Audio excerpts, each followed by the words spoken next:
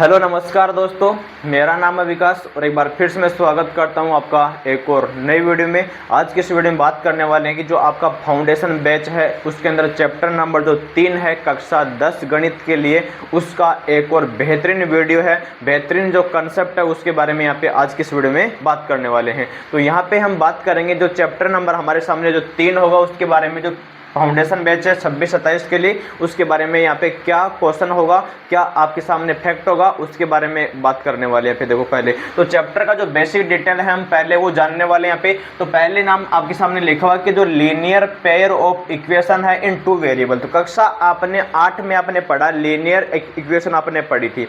इसके बाद में आपने कक्षा 9 में पढ़ा कि 2 वेरिएबल इक्वेशन आपने पढ़ा। अब यहाँ पर आपके सामने क्या रहा है कि जो linear pair of equation in 2 variable है, मतलब कि 2 वेरिएबल इक्वेशन है वो आपके सामने यहाँ पर पेयर में बना रहा है। पेयर का मतलब यहाँ पे होता है कि जोड़ा, मतलब युग्म होता है कि अगर 2 समीकरण हमारे पास में साथ बन जाएं, 2 इक्वेशन एक साथ आ जाएं, उनको बोलते हैं पेयर। तो सबसे पहले बात करते हैं इसका जो डेफिनेशन क्या होता है कि यहाँ पर बोला कि a linear equation in 2 variable is of the form, मतलब एक आपके सामने जो 2 चर वाली रैखिक समीकरण होती है वो कुछ इस प्रकार होती है कि हमारे सामने देखो ये लिखा हुआ कि ax लिखा हुआ है प्लस by प्लस c बराबर 0 होता है। तो जब भी आपको यहाँ पे कि 2 वेरिएबल इक्वेशन होती है वो इस प्रकार से आपको याद रखनी है। यहाँ पर आएगा ax plus by plus c बराबर 0 आएगा। अब यहाँ पर देखो कि 2 वेरिएबल है, एक तो हमारे पास में x बना रहा है, एक यहाँ पे y बना रहा है। तो ये 2 वेरिएबल बन गया जिसके मान में चेंज हो सकता है, परिवर्तन होता है। वो क्या होता है? वेरिएबल है, चर होता है।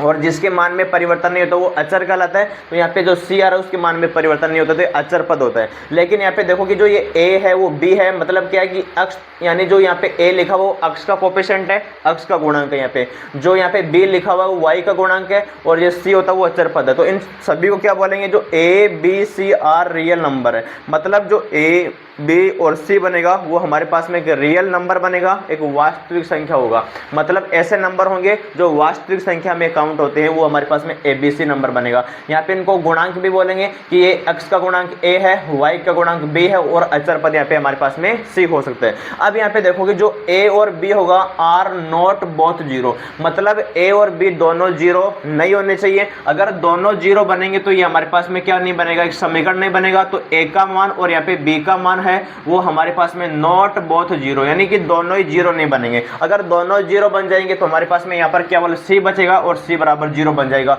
जो कि हमारे पास में एक रैखिक समीकरण नहीं होती है 2 चरों वाली। तो इस प्रकार से आपको ध्यान रखना है। और यहाँ पे x एंड y होंगे आर वेरिएबल, मतलब पहले ही मैंने आपको बता दिया दोनों चर होते हैं। चर का मतलब होता है वेरिएबल जिसके मान में परिवर्तन हो सकता है, कि x के मान में और y के मान में परिवर्तन आप कर सकते हैं, तो वो पद कहलाता है, वेरिएबल कहलाता है। अब यहाँ पे देखो कि एग्जाम्पल के रूप में कैसे बनाओगे। यहाँ पे ये पहला एग्जाम्पल आपके सामने बना रखा कि 2x प्लस 3y बराबर 6 बना रखा। तो इसको देखो आप लोग, यहाँ पे बना रहा कि ax बना रहा, तो यहाँ पर बन गया कि ax बन गया, प्लस यहाँ पर देखो कि by आ रहा है तो प्लस का यहाँ पर by बन गया, और यहाँ पे प्लस का c बना रखा है तो ये प्लस का c, यानी कि जो ये इधर लेंगे तो माइनस का हो जाएगा। तो ये आपके सामने ये क्या बन गया? ये वाला वैल्यू c बन जाएगा। तो इस प्रकार से आप बनाएंगे c को, ये आपके सामने बन गया b बन गया, और ये आपके सामने क्या बन गया? a बन गया। तो ये बन गया आपके सामने एक चर, 2 चर वाले रैखिक समीकरण। और पेयर इसके क्या बना रहे हैं आपके सामने? अब जो पेयर बनेंगे तो वो क्या बन जाएगा? पेयर बनेगा, एक और समीकरण आपको मिलेगा तो पेयर बनेगा।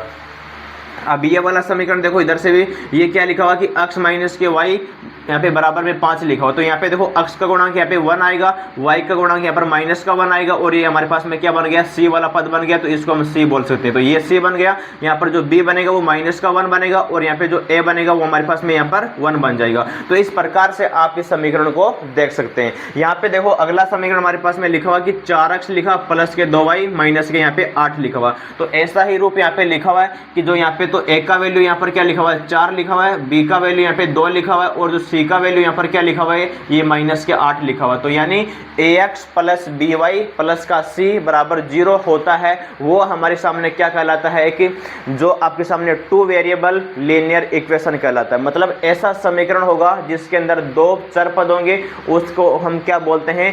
एक हमारे पास में 2 चर वाला रैखिक समीकरण बोलते हैं। लेकिन यहाँ पे आपके सामने पेयर आ रहा है, तो पेयर का मतलब होता है कि 2 दो जोड़े बनेंगे, दो समीकरण बनेंगे, उनको पेयर बोलते हैं साथी। तो यहाँ पर हमने क्या लिखा कि जो पेयर ऑफ लीनियर इक्वेशन उनको कैसे बनाएंगे, मतलब कि दो समीकरण आपके पास में एक साथ आ जाती हैं तो उनको बोलते हैं पेयर। तो देखिए इधर का, यानी कि two linear equation taken together form a pair linear equation, मतलब कि दो समीकरण ऐसे लो आप जिनके पेयर हमारे सामने क्या बनेंगे, एक साथ बनकर आएंगे, तो वो क्या कहलाती है, हमारे पास में पेयर कहलाती है। अब देखो कि दो समीकरण बना दी। अब पहले देखो इसका वास्तविक रूप होता है, सामान्य रूप होता है, जनरल फॉर्म ये होता है। अब इसके अंदर इसके कन्वर्ट कर दो। जनरल फॉर्म में क्या होती है कि a1 अक्ष होगा प्लस b1y प्लस c1 हो गया, मतलब कि a1 b1 और c1। अब दो समीकरण बनानी है तो दोनों एक जैसी तो नहीं हो सकती, दोनों अलग अलग बनेगी। यहाँ पे इसको बोल दो a2 अक्ष बोलेंगे, यहाँ पर b2y प्लस का बन गया c2 बराबर 0। तो ये दो समीकरण बन गए, तो ये कहलाता है इसका पेयर।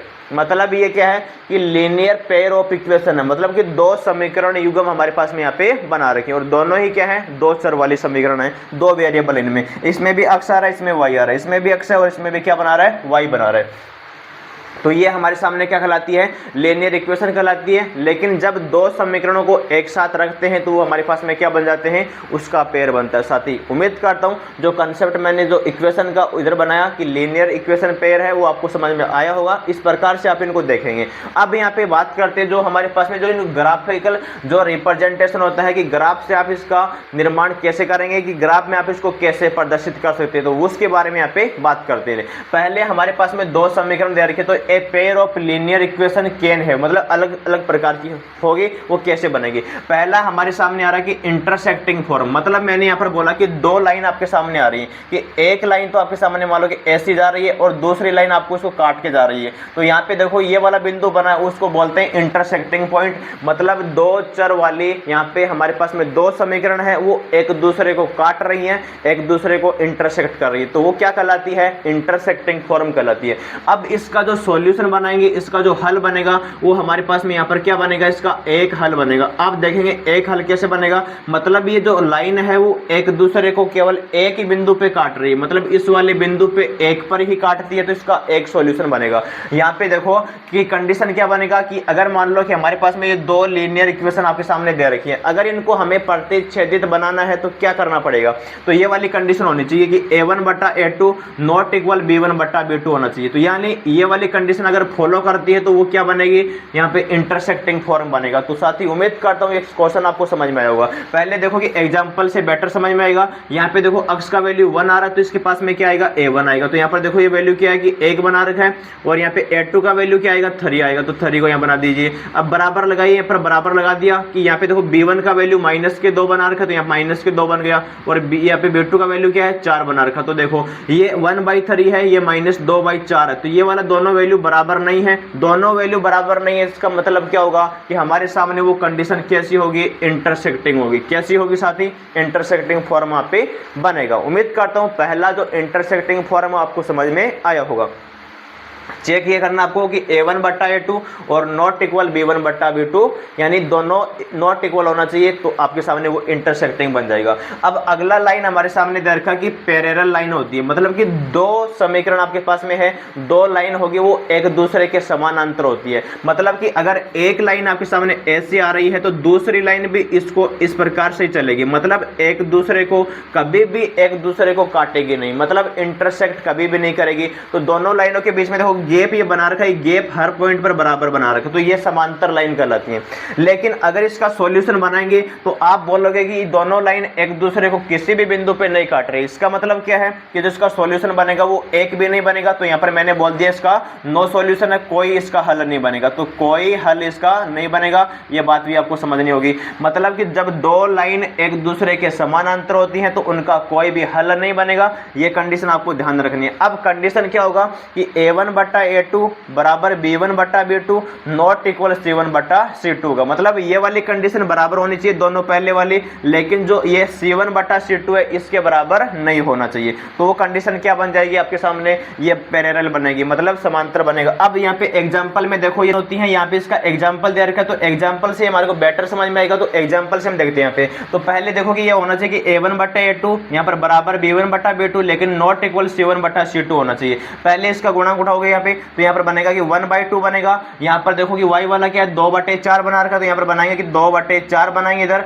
और यहाँ पे हमारे पास में क्या है -4/-12 यहाँ पे, तो यहाँ पर बनेगा कि -4/-12 बनेगा। इनको बराबर करके देखिए कि बराबर आ रहा है क्या, मतलब कि ये 1/2 आ रहा है तो ये भी 1/2 बन जाएगा, ये तो बराबर बना रखा है। लेकिन ये माइनस के यहाँ पर क्या आ रहा है, ये माइनस का तो कैंसिल आउट हो गया, ये 4 से यहाँ पे 3 टाइम कटेगा तो यहाँ पर 3 बनेगा। लेकिन 1/2 है, ये 1/3 के बराबर नहीं है, तो मतलब ये वाली कंडीशन यहाँ पे बराबर नहीं है। तो इस वाली कंडीशन को आपको चेक करके देखना पड़ेगा, ये वाली कंडीशन यहाँ पे मैच हो रही है, मतलब ये कंडीशन बनेगा वो पैरेलल का बनेगा।